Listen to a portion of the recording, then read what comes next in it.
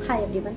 आपने कभी सोचा कि जब कभी भी आप फ़ोन को चार्ज करते हैं तो जब आप चार्ज स्टार्ट में करते हो यानी 0% से 70-80% तक, तो चार्जिंग का जो स्पीड होता है वो बहुत ज़्यादा फास्ट होता है, लेकिन आफ्टर 70-80% स्पीड जो होता है वो बहुत स्लो हो जाता है। आखिर ऐसा क्यों? चलिए जानते हैं। आप सभी को पता होगा हमारे फ़ोन में लिथियम आयन की बैटरी प्रेजेंट होती है।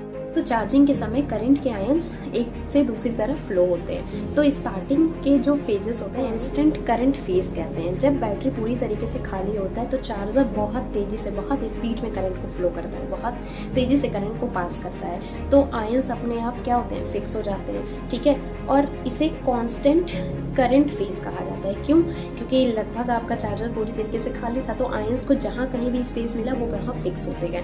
अब कुछ समय के बाद क्या होता है, जब आपका फ़ोन 70 से 80% के केस में चार्ज हो जाता है तो अब इस कंडीशन को कांस्टेंट वोल्टेज फेज कहते हैं, ठीक है। अब यहाँ पे क्या होता है कि करंट का जो फ्लो होता है वो बहुत स्लो हो जाएगा। रीज़न क्या है, इसे आप एक थिएटर से समझिए। मूवी थिएटर में मूवी देखने तो कभी ना कभी आप सभी गए होंगे। तो वहाँ पे क्या होता है, थिएटर में जब जगह खाली होता है तो हमारा जहाँ मन होता है हम वहाँ जाके बैठ जाते हैं। हमें सीट कभी भी ढूंढने की ज़रूरत नहीं पड़ती क्योंकि पूरा थिएटर खाली है। बट कभी ऐसा आपके साथ हुआ है कि जब थिएटर पूरी तरीके से भरा है, कुछ 2-4 सीटें ही बची हुई हैं और कहाँ बची हुई हैं ये आपको पता नहीं है, तो उस केस में आपको सर्च करना पड़ता है, वो जगह ढूंढना पड़ता है, ठीक है। तो जब आप जगह ढूंढेंगे तो उसमें टाइम लगेगा।